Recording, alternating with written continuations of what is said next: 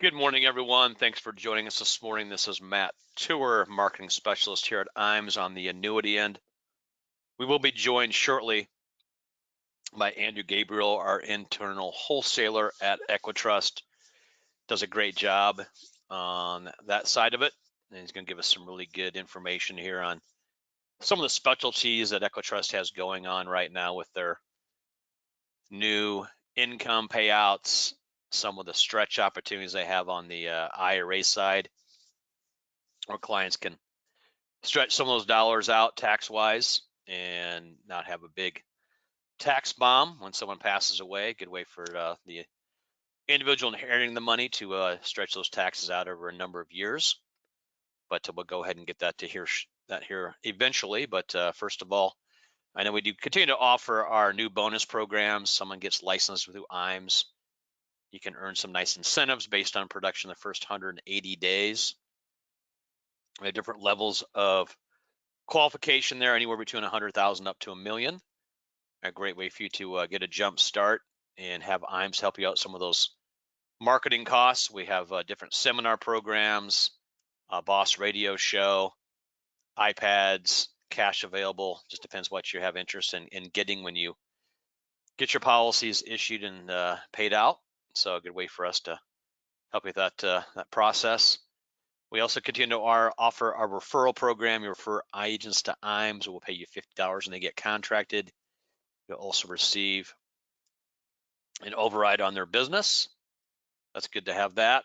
And we also have our market reimbursement program. We reimburse so much money based on your expenses. We do reimburse half of your expense. So if you have submitted a $1,000 receipt, we will reimburse $500 of that based on your balance in your marketing account. It's a great way for IMS to have some activities with you on helping you get through the additional costs that are happening right now in the market, and how much more it costs to advertise these days will definitely help you out with some of those costs. So definitely a good thing to have us on your side. We also have a great back office support team. We have a great new business team, helps you out with getting your business through the process. I know with applications being 50 pages long, there's always things that they're missed along the way. We do try to get you to use the e-app programs. I know that Firelight is our main company we use on that end, and we have a great activity regarding getting those policies through much quicker when you do utilize the e-app system. So definitely keep that in mind. We have a great contracting team. We use Assurance Bay for contracting. You can get licensed with numerous companies at one time. We also have a great marketing team here. We have a group of individuals both on the annuity side and the life insurance side. We have lots of great experience here on both sides, and we'd be glad to help you out with any of your questions that may come up along the way. We have our own website, the www.imsinc.com. We have a lot of really good links you can utilize on that website. You can go to different industry players like AM Best. You can go to different state insurance departments via the links. Tax questions, you can look those up also. We also have our annuity rates on the website. You can go on there and look up what our current rate guarantee plans are paying: 3 years, 5 years, 7 years, 10-year rate guarantees. We also have a long-term care grid on there. Also, you can do term insurance quotes right on the website, and a lot of good stuff you can pull right off that site itself. So definitely keep that in mind. As I mentioned, we use Firelight on the e-app system on the annuities. I know iPipeline and Sunfire are used on the life side. We have a majority of our carriers that utilize Firelight. We are integrating this with Luma right now, getting that whole process in motion. We're going to be able to look up statuses of cases, look up existing policies, all kinds of stuff. We get that Luma connection, but we are still in the midst of getting all that put together. But right now, you can utilize Firelight right on our website. In that way, it goes right into our CRM, and it makes it a lot easier for us to follow up on your cases and that way your cases do go that much quicker through the process.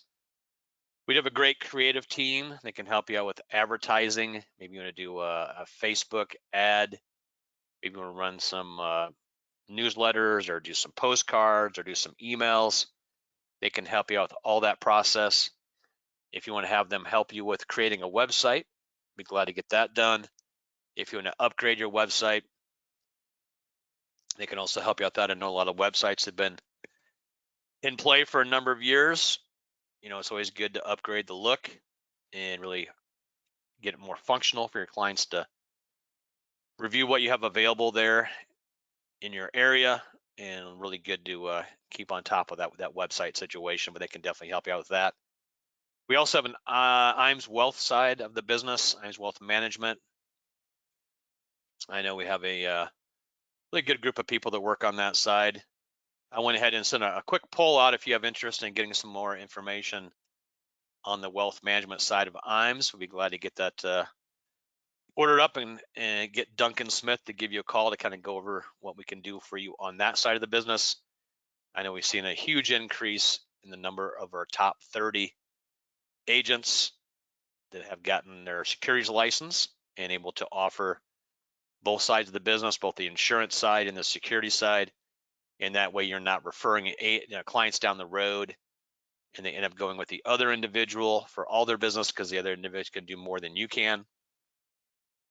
Always good to have all your bases covered based on that. So I'll leave this poll open for another 20 seconds or so. If you do have interest in getting some more information on the wealth management side of IMS, I'd be glad to get you up and running on that end, get things going. And I know we do see a huge increase in the AUM that's gone through IMS now and is currently on the books. Great time to get going on that side of the business. So we'll again get that closed up. We also do academies. We do these about 3-4 times a year. I know we have one coming up in late July, the 24th to the 26th. I'm gonna go ahead and launch another quick poll. If you'd have interest in attending one of our academies, I know we do take care of most of your costs. If you are currently doing business through IMS, typically we do cover all your costs. But again, our next meeting is going to come up July the 24th through the 26th. It's going to be here in Omaha at our home office here. And we got a couple really good sponsors for this meeting, including EquiTrust. We're glad that EquiTrust can help us with some of the costs based on meals and transportation and everything else that goes into one of these meetings for getting 25 to 30 agents into Omaha, putting them up in a nice hotel. You get food and beverages, everything's included. So we're glad that EquiTrust would help us out with some of those costs based on that. But if you have interest in coming out, mark off yes. We'd be glad to get you going on that. Again, they got it closed up here. And keep things moving along here, but we look forward to our meeting, and we typically bring in between 25 and 30 into our Omaha meetings, and we have a number of really good speakers that come in, but probably about 10 to 15 different speakers. We'll do a roundtable event where you can bounce questions off some of our top agents and kind of help you out with what's going on in the market right now, how they get in front of more clients, how they close more sales. A lot of good stuff they'll be reviewing at these meetings, and we see a nice boost in business from the agents to attend these meetings. So definitely worth your time to spend a couple days in Omaha to pick up some nice sales ideas, maybe meet some new friends, meet some people you haven't seen for a while. Some great stuff that we'll be covering at these academies here in Omaha. So definitely keep that in mind. We also have presence on Facebook and LinkedIn. If you do utilize these social networks, we do have presence on both sides of those networks, so good thing to have on that end. We also do a trip every 18 months now. I know our next trip is going to be to Quebec, Canada. Qualification started the 1st of January 2024. Qualification does run through the end of June in 2025. So Full 18 months to qualify. It takes $5 million of production on the annuity end. Otherwise, 5 million points based on the life and the long-term care. Everything gets thrown into the bucket, and you get points for everything you write through IME. So great way for you to qualify for a really nice trip. We take care of all your costs for you and a guest. Going to be a beautiful, beautiful location. Great times had up there in Canada. Once again, we're very glad we could have Andrew Gabriel on with us this morning. And I know Andrew's got some great information he'll be discussing on his end. And I'm going to go ahead and transfer controls on the computer side to Andrew. I do have you up and going on that end now, so you can, there you go. Your screen is up and running now, so appreciate that, Andrew, and welcome aboard this morning. Appreciate it. Thank you, Matt. And thank you for all who's attending today. You know, we've got a lot of exciting things going on here currently at EquiTrust with all of the products that we have going on, whether it's accumulation, income riders, you know, our MIGAs, you know, just a lot of things going on here that, you know, EquiTrust here probably 2 years ago wasn't in the arena on the income rider side. And just in the last 3 months here at the end of March, we did some upgrades on the riders. So it has definitely put us in the competitive space now with higher guaranteed lifetime income payments. So today I'll go over some of the upgrades and kind of show you the agenda here. You know, some of the, like I said, the income riders, the roll-up designs, EquiTrust IDR overview, some of the heat maps, the versus industry, spousal continuation options, because that's something that definitely sets us apart, some of the spousal continuation options. Also the chronic illness, I'll explain something there that's definitely different than other carriers as well. Competitive fee structure that sets us apart, and then some resources as well. And then after that, I'll go over inherited IRAs as a niche that we do accept inherited IRAs into our lifetime income benefit riders as well. So let me start here, and introduction of the IBRs. You know, with the lifetime income benefit rider, we offer that in 4 of our products here: our Market Power, our Market 10, our Market Value, and our Market 7. So, you know, we'll get into that a little bit more of why you'd use the Market Power over the Market 10 or Market 7 or Market Value. But those are the 4 products we do have the IBRs available for lifetime income. Or you can also just not have the income rider on there and just have it as an accumulation for long-term investing for principal protection at the end of the day. So we'll go into the excuse me, the roll-up designs here. The nice thing about ours is we are compounded on our roll-up. So depending on the amount of years, we define either a 7 or a 10 years on the benefit base. But a lot of carriers out there are a simple interest, where we are a compounded interest. So that is a nice thing there. Does help increase the payout factors for sure. And then also you'll see here, plus our IBR payout factors increase every year, which is nice. That was something we didn't have before. A lot of carriers banned, you know, say in 60 to 64, you know, it'd be say at 5%. Well, with ours, we actually at age 60 say it'd be 5%, but then at age 61 we're 5.1. So it goes up 10 basis points every year. We'll go into a little bit of the upgrade, meaning the premium bonus for our Market Power or Market 10.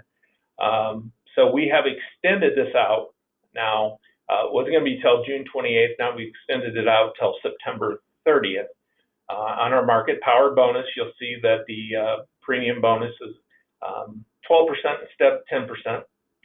Market 10 is 8% instead of 6%. And then the nice thing about our Market 7 here is that it does have a 25% benefit-based bonus. It won't be on the accumulation side, but it'll be on the benefit base. So that'll give you a nice, you know, increase to really get them going in the early years for that product. And then you see our market value as well. Now you'll see the heat map as I was talking about the Market Power, our Market 10, and our Market 7. So our market power and our market 10 are more designed for later years. So as you'll see here in the 8th and 9th year, if you're deferring that long, the client's deferring that long, then that's when you would want to use those products. Now on the market 7 is where you would, if you're deferring less than 8 years, 1 to 8 years, then you'd use our market 7 product. As you can see here that it is pretty substantial with that 25% benefit base. So it's a nice option there for sure. Excuse me. And that shows issue age at 60, and then the next page it just will show it at age 65. So it just kind of gives you an idea of the difference there based upon $100,000 where we're strongest at. What's your number one seller right now on the IBR side? Is it the market 7? Yeah, I would say our market 7 is definitely the highest right now, just because there's a lot of people out there that want that lifetime income. You do have to wait 1 year at least, but market 7 has definitely been our strongest product so far, by far. The nice thing about market 10 though, market 10 does have the 8% premium bonus for the first 5 years. So any money you put in for that first 5 years on the accumulation side, you are going to get an 8% premium bonus. So that's for any qualified money, so to speak. If people have qualified money, IRA contributions, that would be nice too. So, yeah, for sure. You see age 70 there. Now, this is just giving you another 1 year waiting period and just showing our competitors how competitive we are in the market space now versus our industry. And you see we're definitely up there. And like I said, the market 7 is for that 1 to 7 or 8 year time frame deferral.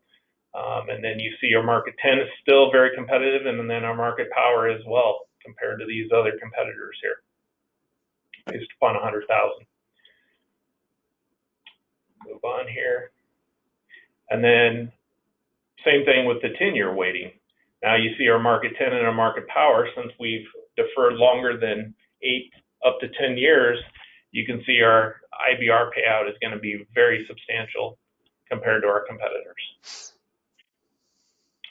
Spousal continuation, this is something I was talking about, and spousal continuation is something that wouldn't have been talked about a lot in our income riders because we were really never competitive.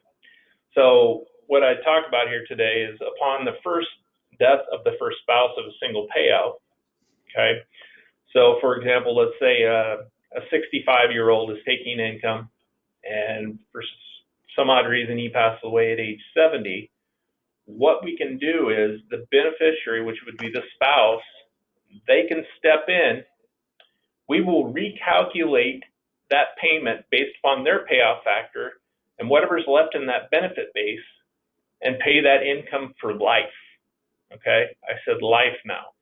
A lot of our competitors out there, if the accumulation value goes to 0, then that income benefit stops.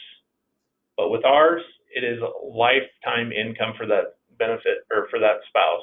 Now the income might be lower because the benefit base, he had taken 5 years of income, but that spouse is still going to receive lifetime income. And obviously you can see your joint income and withdrawals or elective payment will continue the same amount for the rest of their lives, no matter what. The chronic illness doubler. This is something a lot of people have out there. If you fail 2 of your 6 ADL, actively living daily activities or cognitive impairment, after the 3rd year, then we will pay out double the income on single payout factor for 5 years. And for joint, it's 150%. Okay. There's no confinement requirement. The nice thing about this, and this 3rd bullet point, is even if the accumulation value were to deplete to 0, we're still going to pay that out for the full 5 years. Where there's a lot of competitors and carriers out there, if that accumulation value goes to 0, then that chronic illness is done, and then it just reverts back to the original income payment for the rest of your life. And then approved all states except for New York, of course. The nice thing about our competitive fee structure is our income rider, our fee is based upon the accumulation value. not the benefit base, as you can see here, because the benefit base is going to be faster growing than the actual accumulation value. So that means it's going to be a lower rider cost and reserve for preserving more of that accumulation value. So that's a very competitive aspect to our product, to a niche that a lot of carriers do the fee on the benefit base. As you can see here, the competitive structure, where our fees are figured on the accumulation. If you have a $100,000 contract, doing it over the last 10 years with the fee of 1%, the fee is $12,577. But our competitor, if they do it on the benefit base, you're doing a savings of $3,068. So that can add up for sure as far as fees and things like that, the savings. What I'm going to go into now, that was really it as far as the fee structure and the IBRs. Now I'm going to go into a little bit of the inherited IRA and how we offer on the inherited IRA, how we offer what we can on the income rider, doing a partial tax conversion. Okay, so qualifications on the inherited and stretch IRAs, new rules. There's two categories for beneficiaries. There's an eligible designated beneficiary, which is the spouse, disabled person, chronically ill, or an individual not more than 10 years or younger than the deceased owner. Okay, and then you've got your ineligible designated beneficiary, anyone who doesn't meet those categories. Those are the two categories that we have to offer, and these are the new rules after January 1st of 2020 for the Secure Act. What changed to the Stretch IRA concept because of passing the Secure Act? Well, prior to Secure Act, if the owner of an IRA passed previously to January 1st, we were going to stretch it over their lifetime. Okay, so they were going to get RMDs. So in most cases, this would happen on the non-spouse beneficiary IRA. But now we have the Secure Act. After the Secure Act, what we were talking about, eligible beneficiaries can stretch the IRA. There's no changes on that. But ineligible beneficiaries, they're required to have all their funds, or at least the taxable, within 10 years. Now, let me tell you here, a lot of people think that the income needs to all be out of there, or the payments, in the full 10 years. No, all the government wants is their taxes paid in those 10 years. So you can actually have money left over. It's not that you have to take the money out in those full 10 years. So that's a nice thing there. And we have a great piece that I can send over to Matt if he doesn't have that, but definitely it explains, they're just wanting the tax money at the end of the day. And this is the same thing. If the original IRA owner passed before January 1st, the original beneficiary can maintain the stretch status they've already established. All right, what products are available? All products are available except for on the market power bonus and the confidence income. Okay. Income riders are allowed on the index products, like I said. Must have a value contract distributor taxed by 12/31, the 10th year of the original death's owner, IRA owner. The client may pay taxes on the EquiTrust contract by converting it to non-qualified at that time. So what we're saying here in this example is, say the ineligible beneficiary, this is where partial tax conversion comes into play. Say the inherited IRA, and they don't want to pay taxes. They don't want to pay full taxes on that lump sum, but they want to turn it into a non-qualified asset. Well, they can do that by doing a partial tax conversion and rolling it into a non-qualified asset, meaning that they could say they put in $100,000, you could convert $20,000 each year to, keep from getting taxed so much on those tax consequences. Here's an example of an ineligible beneficiary. Vivian's age 50. She got her money from her father, inherited it. She knows that she has a 10-year period to satisfy the taxes. Vivian has several options in a 10-year requirement. As we can see here, she can pay the taxes up front. She can utilize the deferred annuity growth for the 10 years and then pay taxes at the end of the 10th year. Or she can utilize the deferred annuity and take the penalty-free withdrawals from years 2 through 10. Okay? And here's an example of an inherited IRA showing 100,000, 24 tax bracket, and a 3% annual return of how the taxes are paid up front, then utilized by a deferred annuity. And just kind of go over and show you the big differences here, as far as how much taxes were paid. So pay taxes up front, then you utilize the deferred annuity.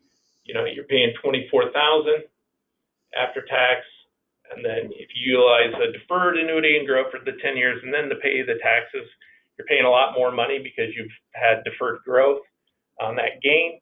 Or if you utilize a deferred annuity and take the penalty free withdrawals over those 2 through 10 years, you're going to pay $29,000. So paying the taxes up front is the way to go. And here's another example of inherited IRA penalty-free withdrawals, showing that over those 10 years, the totals, and then shows the taxes over that period of time. And tax withdrawals, tax on the 10-year AV, and total taxes of $29,241. All right. So as far as inherited IRA and stretch IRAs, we've got some great pieces here. The inherited stretch IRA rule, that just explains exactly what I explained today, what an eligible beneficiary is, what an ineligible beneficiary is, and kind of goes in the ins and outs. And then we've got a great inherited IRA stretch piece that shows how you can take the IRA and take it from that to a non-qualified asset so that you can utilize that in an income rider as well.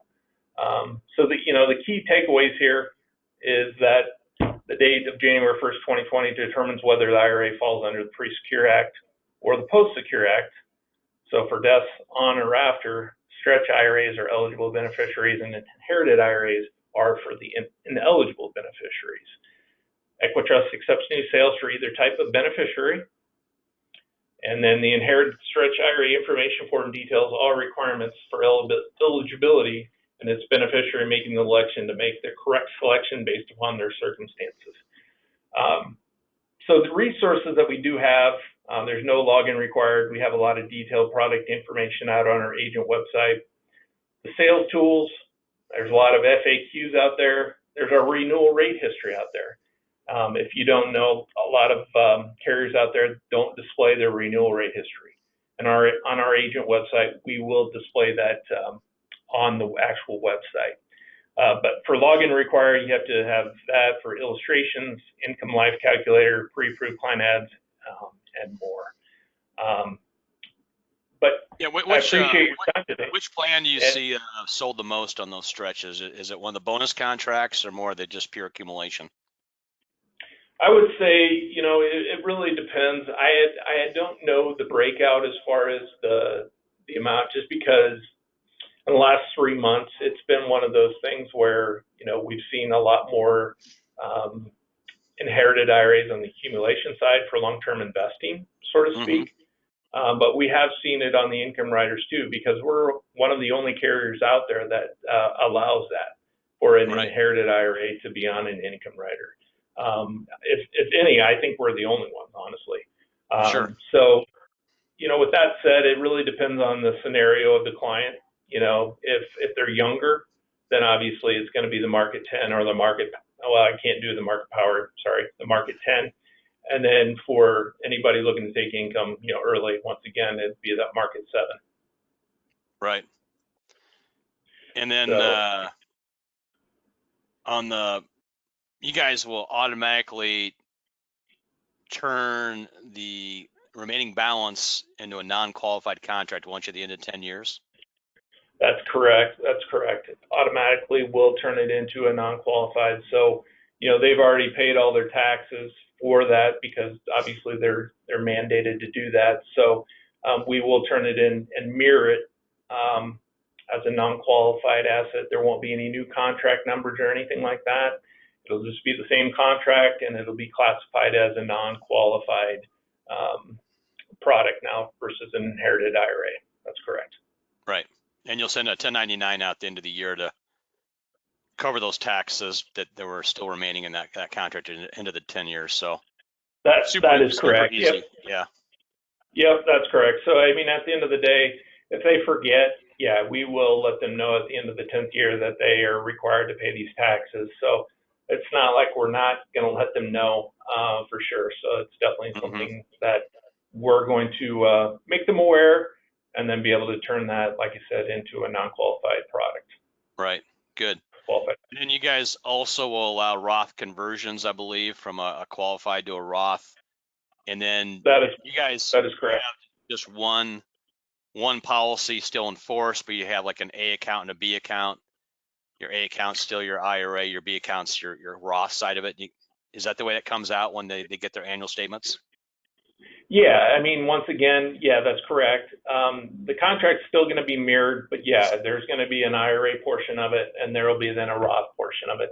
And kind of a way I was discussing before, it's kind of like that inherited IRA, be the same thing with the Roth aspect. So, say you wanted to put $100,000 into, say, the market 10, right? Mm-hmm. And you wanted to turn that into a Roth IRA, well, you didn't want to pay all the taxes up front right away on that 100,000, right? Because it's going to be based upon your taxes, your adjusted gross income at the end of the year. Well, you can take whatever percentage you want. You could take 10%, or you could take 20% of that, or whatever amount you want to pay for that year, and split it over the years. So then you're not being taxed as much on that amount for the Roth IRA to convert it. So that makes it nice, because a lot of carriers, the only thing they allow is a penalty free of 10%. So with that, we don't have that rule. You can just transfer it right over with no surrender charges or anything like that, because it's just going to be a mirrored contract that we're going to have to turn it into that Roth IRA then. Right. Good. So another question came up. So if you have a situation where a spouse inherits qualified dollars from their deceased spouse, Yep. Then you can continue that contract as is, and then the spouse will have to start taking RMDs when they're 73, based on today's rules. So the surviving spouse, can name beneficiaries to inherit those monies when they pass away, and then that surviving children, they can stretch that, correct? They can stretch it over 10 years, the dollars, Yeah. when that Yep. spouse Yep. passes away.